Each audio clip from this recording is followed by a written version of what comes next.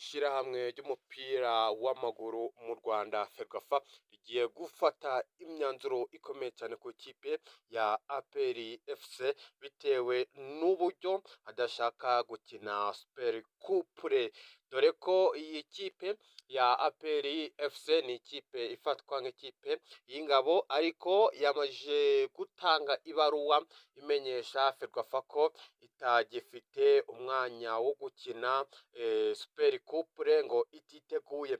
Nyamara wareba ndetse wasubiza amaso inyuma ugasanga APR FC ishobora kuba ifite ikibazo. Ibingibi rero APR ikimara kwandikira ibaruwa Ferwafa, na Ferwafa yagize ico isobanura ndetse n'ico igiye gutangaza muri aka kamwanya, naribyo tugiye kuza kureba. Aho kandi ikipe ya APR FC iraza gufatirwa imyanzuro ikakaye cyane ku buryo ibingibi niramuka ibikoze ikanga gukina Super Coupe ishobora guhanwa umwaka wose itaboneka muri shampiyona y'u Rwanda habe na gatoya, kubera yuko gufata imyanzuro nk'iriya ndetse n'ibintu biba byarateguwe cyane n'abayobozi ba siporo ndetse n'amakipe yose aba asanzwe abizi. Urabizi ko Ferwafa yabimenyesheje mbere yaho mu gihe Sekafa Kagame Cup itari yakabaye, kuva ko rero ni igihe kinini cyane, kandi urabizi ko ikipe ya APR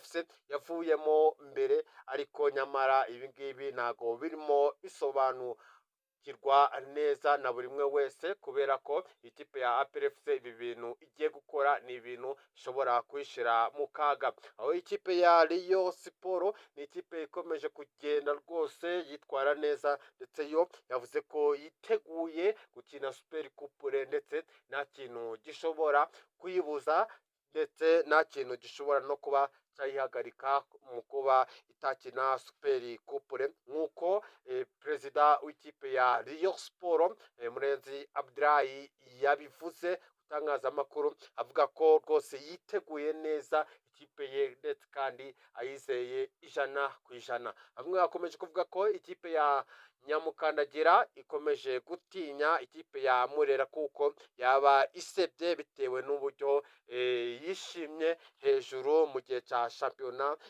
nariyo mpamvu rero ubu ngubu ikipe ya APR FC ifite ubwoba. Ese koko byaba ari byo ikipe ya APR yaba ifite ubwoba? Ibyo byose rero tugiye kuza kubirebera hamwe, tubabwira ko iyi ari Rayon 50 ikomeje kukugezaho amakuru yizewe kandi azira ibihuha. Wibuka rero kudushigikira ukanda subscribe ndetse kandi ukibuka no gukanda kunzogera kugira ngo utaja ucikanwa n'amakuru y'imikino tugenda tugutegurira mu kipe dukunda twese, ariyo kipe ya Murera. Hejuru kabisa, hejuru, nugenda udakoze like, gukomatinga naco rwose, gutanga igitekerezo nabyo ni ingenzi kuri twebwe. Ikipe ya APR FC igiye gufatirwa imyanzuro ikakaye cyane nyuma yuko yandikiye Ferwafa ko ititeguye mu kuba yakina Super Coupe. Ibingibi byakomeje kuba ibibazo ndetse byakomeje kuba byinshi cyane, bikomeza kuvugwa na bamwe mu bayobozi ba Ferwafa, ndetse banavuga ko ibi bintu bidakwiye kuba nk'ikipe ya APR. Ikipe tuzi ko ari ikipe y'ingabo z'igihugu, ni ibintu rero bidakwiye kuba byakorwa ngo ifate umwanzuro ako kanya, ndetse ni ikintu ni icyemezo kigomba kuba cyaratangajwe mbere yaho yuko imikino iba, ariko nyamara ibingibi ntago byiteguwe neza.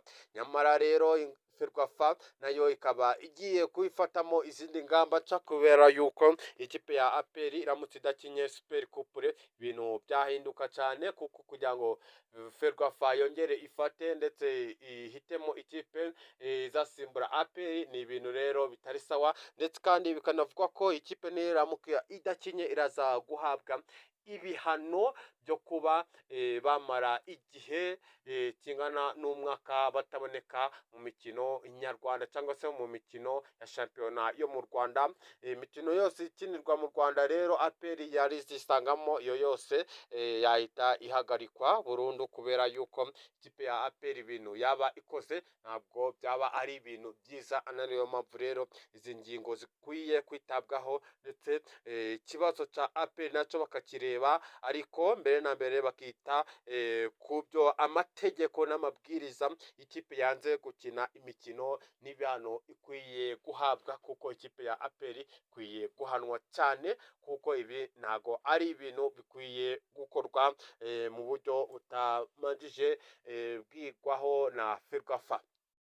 Kandi ikipe ya Rayon Sport yo yiteguye imikino ya Super Coupe ndetse n'imikino ya CAF ndetse na shampiyona. Ikipe ya Rayon Sport rero perezida wayo Murenzi Abdulayi yavuze yuko yiteguye hamwe n'abasore be, biteguye rwose kuzahumuza ikibuga kandi biteguye ko intsinzi bazayitahana. Yavuze yuko ibintu ari byiza, ndetse anashimira abafana muri rusange ubwitange mwagiza muri Sekafa Kagame Cup, muzakomeze kandi munitange nk'uko mwabikoranye umutima ukunze, na n'ubundi muzongere mubikore, kuko byashimishije amakipe yo hanze kubona ikipe ya Rayon Sport, kuko iyo bakinaga wasangaga abafana babaga ari benshi cyane ugereranyije n'andi makipe yose. Ukumva ko rero ubururu n'umweru biraganje, bikomeje kuganza cyane n'andi makipe yose.